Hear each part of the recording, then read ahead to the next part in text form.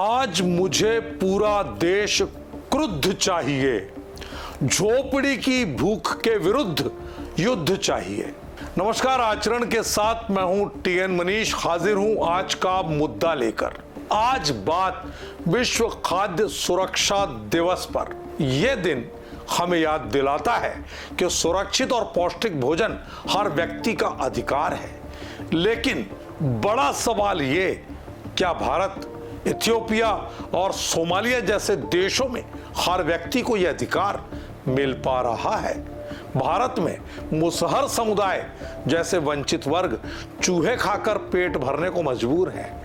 क्या हमारी विकास की दौड़ में हर नागरिक को रोटी, कपड़ा और मकान में सबसे पहली जरूरत रोटी मिल पा रही है?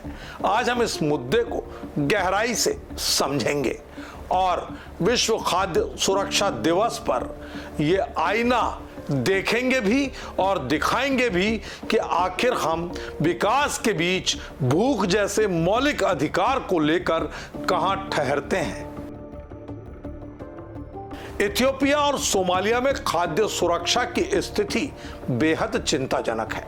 विश्व खाद्य कार्यक्रम के अनुसार इथियोपिया में 2024 तक 1.5 करोड़ लोग खाद्य असुरक्षा का सामना कर रहे थे और सोमालिया में सूखा और संघर्ष के कारण 70 लाख लोग भूख की कगार पर खड़े हैं। भारत में दशा कुछ बेहतर है, लेकिन ग्लोबल हंगर इंडेक्स 2024 में भारत 127 देशों में 105वें स्थान पर है, जो भूख की गंभीर स्थिति को दर्शाता है। भारत में मुसहर समुदाय, जो मुख्य रूप से बिहार और उत्तर प्रदेश में निवास करता है, इनकी हालत दिल दहलाने वाली है। कई परिवार चूहे और घास खाकर जी रहे हैं। ये 21वीं सदी के भारत की त्रासदी है। क्या हमारी प्रगति इन लोगों तक पहुंच पाई है? अगर पिछले 5 सालों में भारत में खाद्य सुरक्षा के सुधार की बात करें तो कुछ मामूली सुधार दिख रहा है, लेकिन ये गति हकीकत के धरातल पर धीमी है। 2020 में भारत ग्लोबल हंगर इंडेक्स में 94वें स्थान पर था, जो 2024 में 105वें स्थान पर पहुंच गया है। ये गिरावट बेहद चिंताजनक है। हालांकि प्रधानमंत्री गरीब कल्याण अन्न योजना PMGKAY और अंत्योदय अन्न योजना AAY जैसी योजनाओं ने गरीबों तक मुफ्त और सस्ता अनाज पहुंचाने में मदद की है। फिर भी नीति आयोग की एक रिपोर्ट के मुताबिक कोविड-19 के बाद खाद्य उपलब्धता और कुपोषण की समस्या देश में बढ़ गई है। मुसहर समुदाय जैसे वंचित वर्गों तक योजनाओं का लाभ नहीं पहुंच पा रहा। इसका कारण जागरूकता की कमी, भ्रष्टाचार और वितरण तंत्र की खामियां हैं। भारत सरकार ने खाद्य सुरक्षा के लिए कई योजनाएं शुरू की है। PMGKAY के तहत 80 करोड़ लोगों को मुफ्त राशन दिया जा रहा है।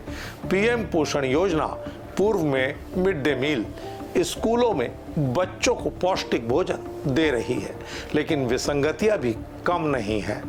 विशेषज्ञों का मानना है कि राशन वितरण में भ्रष्टाचार, आधार कार्ड से जुड़ी समस्याएं और स्थानीय स्तर पर खराब प्रबंधन लाभार्थियों तक अनाज नहीं पहुंचने देता। मुसहर समुदाय जैसे लोग अक्सर इन योजनाओं से वंचित रह जाते हैं, जबकि देखरेख के अभाव में लाखों मीट्रिक टन अनाज हर साल खराब हो जाता है।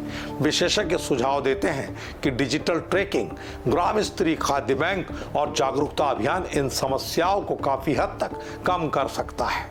FSSAI को भी खाद्य गुणवत्ता की निगरानी बढ़ानी होगी, जो अभी केवल एक लाइसेंसिंग अथॉरिटी के तौर पर काम कर रहा है। विश्व खाद्य सुरक्षा दिवस हमें याद दिलाता है कि भोजन देना सिर्फ सेवा नहीं, नारायण की भक्ति है। सरकार और समाज को मिलकर यह सुनिश्चित करना होगा कि कोई भूखा ना सोए। बिहार, उत्तर प्रदेश और झारखंड जैसे राज्यों में भूख से होने वाली मौतों को रोकने के लिए तत्काल कदम उठाने की जरूरत है। समाज को स्वयंसेवी संगठनों के साथ मिलकर खाद्य बैंकों को बढ़ावा देना चाहिए। सरकार को वितरण तंत्र की पारदर्शिता बढ़ानी होगी। हर नागरिक को ये प्रण लेना चाहिए कि हम भूख मुक्त भारत के लिए काम करेंगे। तो दोस्तों, विश्व खाद्य सुरक्षा दिवस सिर्फ महज एक दिन नहीं बल्कि एक जिम्मेदारी है।